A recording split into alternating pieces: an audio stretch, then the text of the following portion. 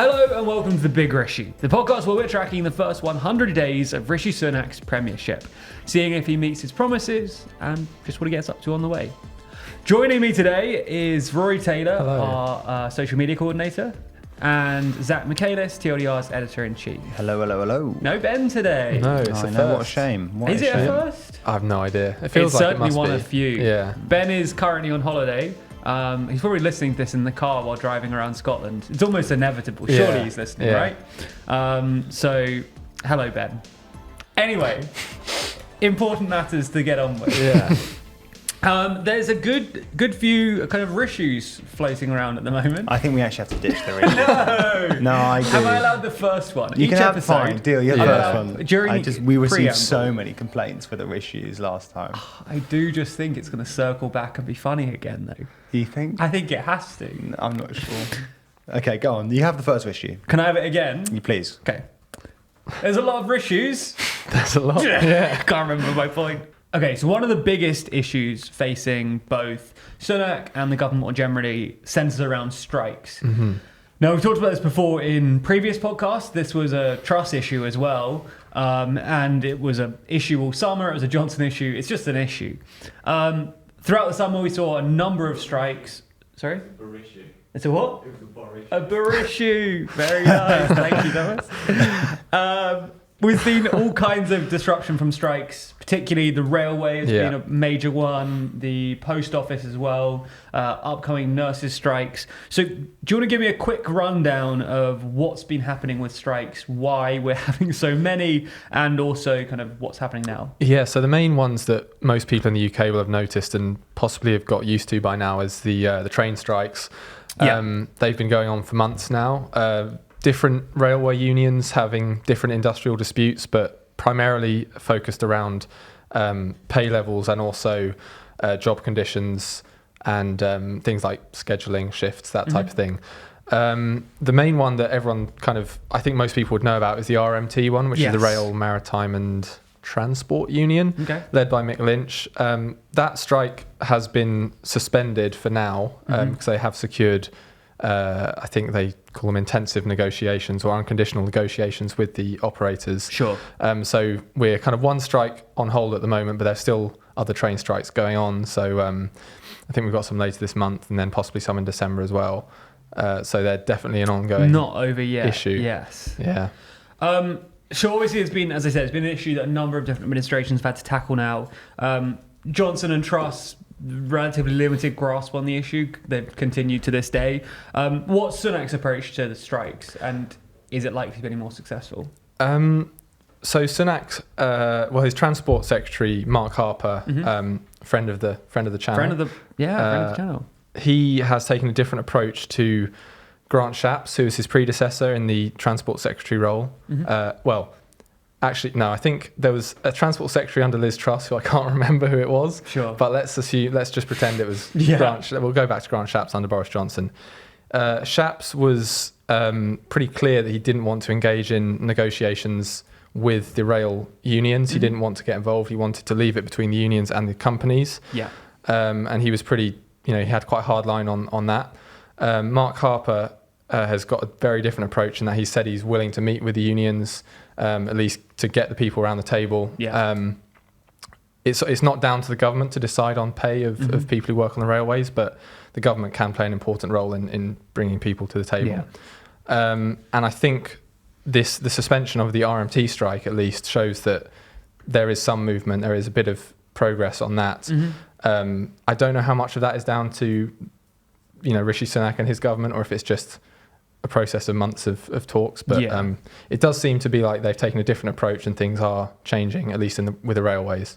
I think the railways is a particularly interesting one too, because obviously there is a transport minister. Transport is a key part of government, really, and also rail strikes are so important to the economy kind of as a whole.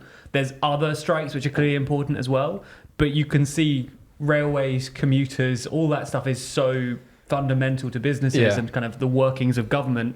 And as we've seen throughout the summer, it can hurt the government too. Obviously, they're not necessarily responsible for the kind of negotiations, as you said, but transport and that kind of stuff is one of few places where there's a clear interaction between regular people and the government on a day-to-day basis.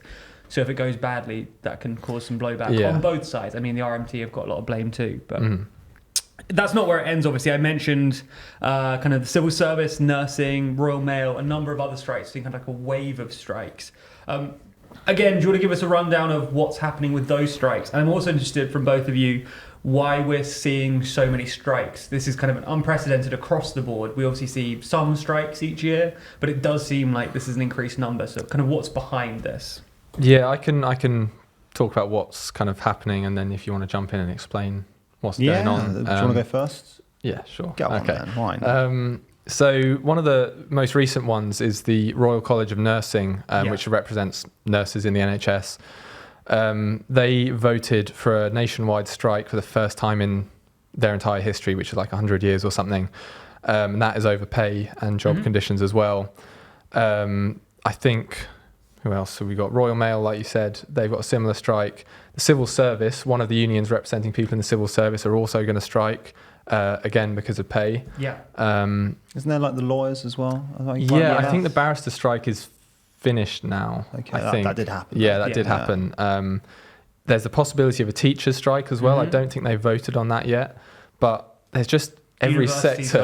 University lecturers. Bloody lefties. Yeah.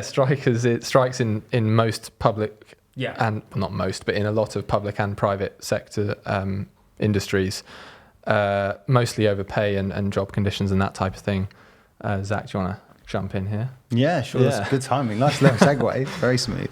Yeah. You said that, Jack, you said that it was unprecedented. I mean, it is sort of unprecedented. The nearest precedent we have is obviously the 70s.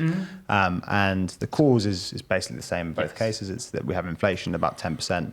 I think that the current wave of strikes have been exacerbated by the fact that public sector wage growth has been pretty slow. And in some sense, that's just because, wage growth in the UK more generally has been pretty measly since about 2008, really. But particularly in certain sectors like nursing, it's been the wage shortage has been particularly acute. And what's happened, obviously, inflation's at about 10%, which means that you need a 10% wage increase to essentially match your standard of living compared to last year. The government just isn't willing to give 10% wage increases. The independent pay review bodies, who are sort of responsible for recommending pay increases, are basically recommending 4 to 5% pay increases across the board. Obviously, that's 5% lower than what inflation is. It's also worth noting that is lower than aggregate private sector wage growth. So private sector wage growth year on year is about 6%. So people working in the public sector, people like nurses, people like doctors, all that sort of shenanigans, they're saying 5% just isn't enough. It's less than inflation. We're already underpaid, and it's less than what the private sector is getting. The government's pushing back on it for two reasons. The first is obviously, as you might have noticed, we don't have that much fiscal space at the moment. We just can't borrow that much money, and in some sense, we can't afford. At least the Tories would say we can't afford to pay our public sector workers more unless we raise taxes, and we're also unwilling to do that. But also they'll be worried about what's the wage price spiral, which is this phenomenon that sort of haunts the sort of collective psychology of Westminster politicians. And it's this phenomenon where inflation's high, so you raise wages, and that creates more aggregate demand, push up inflation, have to raise wages even further. I think the problem here is that there just really is, there's no obvious solution here. There's no palatable solution to both sides. And that's a really crap answer, because I'm basically just saying I don't know how this ends. But I can't see the government agreeing to anything that is even close to what the unions are demanding. For example, I think the nurses are asking for a 17% pay rise. Yeah, I think they wanted something like 5% above inflation to make up for years of underpaying. And that would be about 17%. Which is huge. I mean, Steve Barclay, the health secretary, says that's he called it unaffordable and impossible. He estimated it being £9 billion. It would cost the government £9 billion, which is, it's quite a lot of money. Yeah. It would sort of add about 15% on the current deficit that we're looking at. So I just can't see the difference between the 5% that the government wants and the 15% is massive. Where's the space for agreement there? I'm not optimistic about this. I think what is interesting is Labour's position on this. So, as always, Labour have tried to fudge it. And their current position is that we don't support the strikes, but we understand them. Yeah. Which is a bit iffy. It's not very interesting. Yeah. I think that's actually politically just almost a mistake. I think that actually public support for, I don't know, this is my intuition. Yeah. Public support for strikes will actually increase over the coming weeks, just because as inflation kicks up and people realise how tough living, how expensive the cost of living is at the moment, I think sympathy for, frankly, underpaid public sector workers will probably increase. I might be wrong about that. People might be so put off by the fact that nurses aren't working and the trains aren't working and all that sort of shenanigans that they just get irritated. But my intuition is that actually public sympathy for strikers will increase over time. Yeah, I think I agree with you on that, especially when it's multiple sectors striking at the same time. When it was just the train strikes earlier this year, there was a lot of people say train drivers earn this much, nurses earn this much, why are train strikers driving? But when you have nurses striking, railway people striking, civil service people striking, like all across different sectors, it does kind of paint a clearer picture of actually there's a lot wrong here. It's not just one group of people wanting more money. Yeah, I think, like, for example, nurses. People are not going to go, oh, the bloody nurses, they're paid way too much. Have you seen that nurses on 35k a year? Yeah, you're not going to see that. No. So, yeah. It'll be interesting. Clearly, we're kind of still towards the beginning end of this story, I think. It's been going on for a while now. But as you say, no clear resolution in sight. So this could continue to be an issue for Rishi. Yeah. Can I say one more thing on it? Go for it. The last thing that I think is interesting about this is that since the 70s, governments across, well, maybe not Europe, but the UK and the US have basically legislated to reduce the power of unions. And we've sort of forgotten that unions exist for the best part of 40 years. And this is a reminder that unions do exist. And it's also interesting because inflation is one of those things where it encourages unionisation. And I think that we should see a return to, well, we'll probably see, at least in the short term, a return to the politics of unionisation and essentially Labour trying to regain some of its power, bargaining power against, well, capital, essentially. Yeah. Cool, sorry, just a little tangent. No, that's good. I think it's an interesting structural change in the political economy. Before we move to the next issue, a quick shout out to the TLDR Awards. We have just put forward the shortlist. The TLDR team nominated their favourite contributions of the year under a number of different categories. And we're looking for your votes to find out who you think made the best video, what you think the best video is, etc., etc. So if you like our content, if you watch a lot of our content, I mean, if you're 10 minutes into a podcast, you probably do, then cast your votes now. The link will be in the description of this video, unless we forget, in which case you can find it on Twitter or something, I imagine. Okay, next issue. We have an ongoing issue, another ongoing issue, in fact, an even longer running issue, the Channel Migrant situation. There's been a deal reached over the weekend. Yeah, signed this morning. What has happened? So how long ago did we do a podcast episode on the Channel Migrants? Last week, possibly, or week before? It wasn't long ago. Was it 2 weeks ago, max? Sure. Yeah, anyway, Suella Braverman, the Home Secretary, has just signed a deal with her French counterpart aimed at reducing the number of people in crossing the channel in small boats. I can just go through briefly what's in the deal. It's pretty short. Basically, the UK is going to pay more money to France so that France can step up their patrols of the northern French coast, aiming to intercept boats trying to cross the channel. So this year, the UK will pay France £63 million. Last year, we paid them £55 million. So this is an increase on that. I think Suella Braverman said that would enable like a 40% increase in patrols, as well as investment in things like drones and night vision and all sorts of things. So that's the kind of financial side of it. They've also France has also agreed for the first time to allow British police officers to be embedded in their police, at least in the control rooms of the kind of northern coast, to I guess cooperate on that type of thing. They don't actually have any operational power in that. They'll just be observing, I guess. It's such an odd bugbear of the UK government. Like the fact that we basically implicitly just saying we just don't trust the French police. Pretty much. They're just all eating croissants and not actually doing their job. And it's interesting though, because you're right, that is a regular attack that the French aren't doing enough, etc. And it'll be interesting if that kind of diminishes as presumably, I mean, I'm assuming the French are doing what they say they are. It'd be weird if they weren't. So presumably when the English police or British police are embedded and find out that everything is as expected, it'll be interesting whether that argument dies down or whether the actual reality won't shape the narrative it's funny, because it's too powerful. Reading the Home Office statement and bearing in mind the Home Office, or at least the Home Secretary has been saying for ages, the French aren't doing enough. This statement was really quite warm and friendly, saying, look how much stuff we've done this year and we're going to do even more together now. It's really quite a polar opposite to the kind of rhetoric they've been using. As you say, there have been a number of other deals and cooperation agreements and things in the past. So what is it that makes this one different to the others? Not a huge amount. The British police thing is one difference, but that's not actually that major. It's basically more money to do more of the same. And that has prompted criticism of this deal as just we're paying the French more money and we're not convinced we're going to see results. The Refugee Council, which is kind of the main charity that deals with refugees in the country, said it just doesn't even address the pull factors or the push factors as to why people do make that dangerous crossing. But the Prime Minister said that there's no simple fix. This is hopefully going to bring numbers down in the long term. It's just one part of the government's approach to it. But as a standalone thing, I can't see it being a huge difference to what we had last year or in previous years. Zach, do you see this working? I think we're always it's probably too early to dismiss it. Let's be optimistic about it, quote unquote, working. But we're always right. History suggests that it won't work because we've signed similar cooperation agreements with the French since basically the 90s, which is when this problem first really popped up, or maybe even the 80s. And they've involved stuff in the past, like, for example, we had more checks on lorries, heat sensors, for example, to catch people in the back of lorries on the Eurostar and that sort of thing.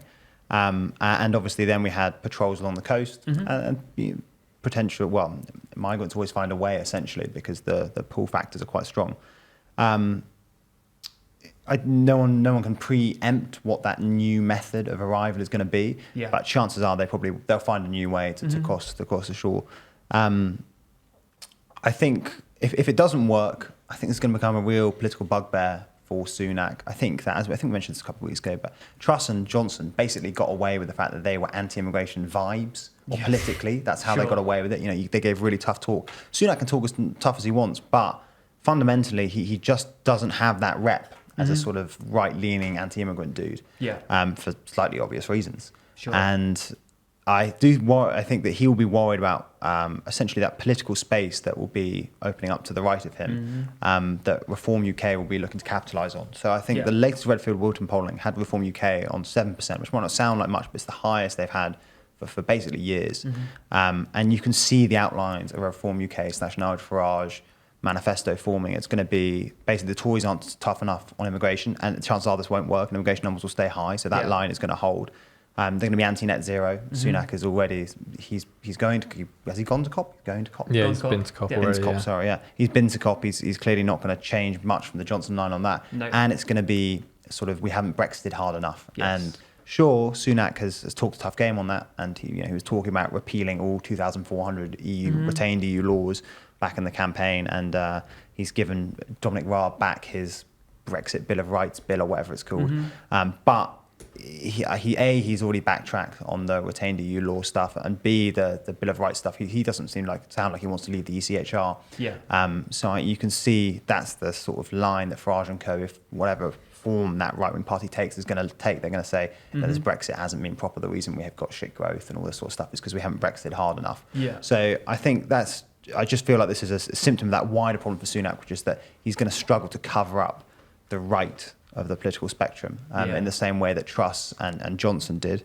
The only other thing that was interesting is... Actually, maybe I've got two things that are interesting. Go on. Two things. Two interesting things. How long have we got left on the podcast? Again, I was going to say, like last time, I think Starmer's policy on this is interesting. Okay. Again, it's the government's plan isn't working. It's interesting that he likes talking about it at the moment, because historically, obviously, Labour haven't liked talking about it. And I think the most recent soundings he's made suggest that he actually wants to be tough on immigration as well. And again, interesting policy decision from Starmer. I don't know how well it will obviously what he's trying to do, he's trying to compete for that sort of like quote unquote centrist middle ground voter. Yeah. But it'll be interesting how that plays with the left of his party. And the final thing is just that, like, I don't want to sound catastrophic about this. I don't want to sound over dramatic. Sure. But the UK really needs to sort out its immigration policy before immigration really kicks up as a symptom of the climate issues. Because given that we're not going to make 1.5 degrees, we should expect, in basically the sort of most developed world, the 30 or so countries that are really functioning countries will have to get ready for far higher rates of immigration in the 5, 10, 25 years. And at the moment, we don't have the capacity to deal with the 20,000 or so people are coming over in little boats. We're not going to have the capacity if we get another serious migration wave from the Middle East or Africa. Yeah. Anyway, sorry, a bit of a somber tone. That's one of the criticisms of this deal I saw is that, we're paying money to the French to try and stop people crossing the Channel into the UK when actually the asylum system in the UK is massively underfunded, and that's why you've got like tens of thousands of people claiming asylum, but their cases just aren't going through quick enough. So you've got this huge backlog, and it's really unpopular with like everyone across the political spectrum for various reasons. On the right, broadly, they don't like it because the government are paying to keep asylum seekers in hotels and things. The kind of refugee advocates and advocates for asylum seekers don't like it because you've got people languishing for months, almost years in hotels while their cases aren't being made. It's the government's like current trajectory on it just isn't popular with anyone. So it's kind of a losing issue on both sides, I think. Absolutely. Let's stick with the Keir Starmer element of that. You're talking about kind of his attitude. This is kind of a difficult topic for him. He has a number of kind of relatively difficult topics, Brexit being another one that they're just kind of avoiding at the moment. But another attack line that continues to stick is in relation to Jeremy Corbyn, the previous Labour Prime Minister from 2017 to 2019. Labour leader. Sorry. Yeah. Very good point. The previous Labour leader from 2017 to 2019. It's a regular attack line at PMQs. It's something that he constantly gets kind of associated with. What's the latest on that? There's rumours that there's going to be some changes in the relationship between Labour as a party and also Jeremy Corbyn. So Corbyn, for those who don't know, currently is an independent MP. He's not a member of the Parliamentary Labour Party, but he is still a member of the party, the wider party, just as an individual. It was in the Times, I think my notes say, that members of the shadow cabinet were trying to urge Keir Starmer to permanently expel Corbyn from the party, like his individual membership, to permanently kind of expel him from that, to try and like stop these attacks from Sunak. Sure. But firstly, these are just kind of unnamed sources in the Times, so we don't know how many people are actually urging Starmer to do that, but. Sunak, let's say Starmer did do that. Sunak's not going to stop talking about Jeremy Corbyn, is he, in Prime Minister's questions? Mainly because they obviously think it's an effective line. I don't know how effective it is, but they obviously think it is. But also the fundamental part of his attack line there is that Starmer supported Corbyn in 2017 and 2019, not that he's still friends with him. Yes. I don't think anyone could argue that Keir Starmer has made many attempts to keep the left, like the Corbyn left of the party, on his side. He's kind of done almost everything he can to like exclude that wing of the party. So I can't see Starmer actually doing this expulsion of Jeremy Corbyn, because that would just bring the issue into the limelight and cause a debate, when actually if he just leaves things as it is, the only person talking about it is the Conservative government. But who knows what might happen. I completely agree with Rory. I don't even think that the Tory line associating Starmer with Corbyn is even directly aimed at like median voters. What it's really trying to do is just reignite that internal battle in the Labour Party, make them spend some time fighting each other, and remind everyone that there is still a left wing to the Labour Party, and they do still have some. I mean, this is not supposed to be a value judgment on it, but they do have some generically unpopular takes. And so I think that Starmer's best shot here is just ignore it. It's just let it wash over him, because every time he sort of indulges in it, gets a bit like, maybe I'll kick out Corbyn. Then everyone gets, you get the whole fight between the left and the centre Labour Party kicked up again. They don't need it. speaking of that, one final thing, kind of a fight for Labour. There's been kind of associated rumours that Jeremy Corbyn might consider running for London Mayor in 2024 when it's next up for re-election. Obviously, the expectation is that he won't be running as the Labour candidate. He'd be running as an independent, would likely take votes away from Labour though, so it's still kind of a battle between the two. Do you see that as likely that Corbyn could run for mayor? And if so, does he stand a chance? I don't think it's likely. I think this is the second time now that these kind of rumours have come out. I'm sure there are people close to Corbyn saying, oh, you should do this. But I've also equally seen people say these conversations aren't happening and it's not something Corbyn actually wants to do. Ultimately, you have to wait and see.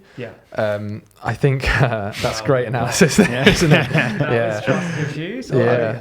Bigger issue. Bigger issue. Yeah. Well, you're so well connected. That's what I love about you. What was I going to say? Having just teased before that, I'm going to say the exact same thing. I've got no idea. But also, I think actually it's worth saying. So Sadiq Khan, the current Labour mayor, he can run for a third term if he wants, and he has indicated that he does want to. So if Corbyn did want to run, it'd be independent directly against Sadiq Khan. But I can't see it happening. And also, I think he's Corbyn is probably popular in London, but they've actually changed, or by the next election, they will have changed the voting system from supplementary voting to first past the post in London for mayor. So, that makes it even harder for any kind of independent candidate to make any ground in London. Although it does make it more likely that it'll shaft Khan, because obviously, I mean, the most likely outcome, the most likely effect of Corbyn running would be for him to split the left-leaning vote and allow Sean Bailey or whoever the Conservative candidate is to just come straight through the middle. Yeah. Which, could that be why first past the post is implemented? It actually is. It's definitely why. Yeah. It's not even a conspiracy. Yeah, we should say that changed the electoral system in London. The people of London, the London Authority, didn't decide that. That was part of the Government's Elections Act that kind of enforced first past the post onto the all the kind of mayoral elections across the country. I think that's the word. Yeah. Okay. Well, I guess we don't know. Thanks for wait and answering my see. question. Yeah. We'll have to wait and see. We have to say wait and see. Exactly. Just end every episode like that, I think. We'll have to wait and see. Well, we're meant to have a script of what I say at the end of the episode. It was like a big introduction a couple of weeks ago, or a week or so ago. And for the second week in a row, I forgot to print it out. And I also don't have my phone with this, so I can't even read it out. So from memory, the big Rishu is a TLDR production for 326 Limited. It was presented by me, Jack Kelly, alongside Rory Taylor and Zach Michaelis. It was produced by Thomas Love and edited by Scarlett. Is it Scarlett? Is it going to be Scarlett? Probably. Okay. Yeah. Cool. I think that's it. This is great. Right. That was worse than we did. So much worse.